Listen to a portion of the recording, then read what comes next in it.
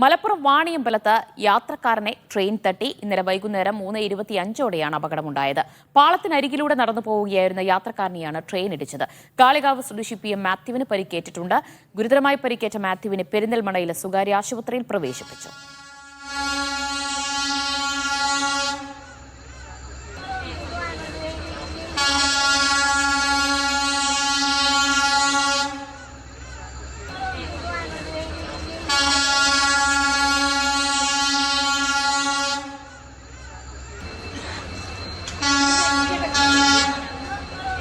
സാജിദ് അജ്മൽ വിവരങ്ങൾ നൽകും. സാജിദ്, അദ്ദേഹം ആ ട്രെയിൻ വരുന്നത് കാണുന്നുണ്ട്. പിന്നെ എങ്ങനെയാണ് ഈ അപകടം ഉണ്ടായത്?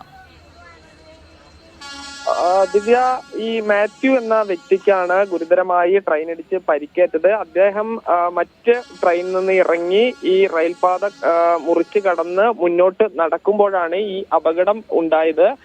വാണിയമ്പലത്താണ് അപകടം ഉണ്ടായത്. ഇന്നലെ 3:25 അപകടം.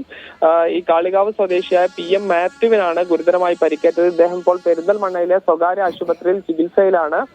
പ്രായമുള്ള വ്യക്തിയാണ്. ഒരുപക്ഷെ അദ്ദേഹം ഈ ട്രെയിൻ കൃത്യമായി കണ്ടോ എന്ന കാര്യത്തിൽ വ്യക്തതയില്ല. എന്തായാലും വളരെ അടുത്ത് ട്രെയിൻ എത്തിയിട്ടും അദ്ദേഹത്തിന് മാറാൻ കഴിയാതിരിക്കുകയും ട്രെയിൻ ഇടിച്ച് വീഴ്ത്തുകയുമായിരുന്നു. ശരി, സാജിദ് അജ്മലാണ് വിശദാംശങ്ങൾ നൽകിയത്.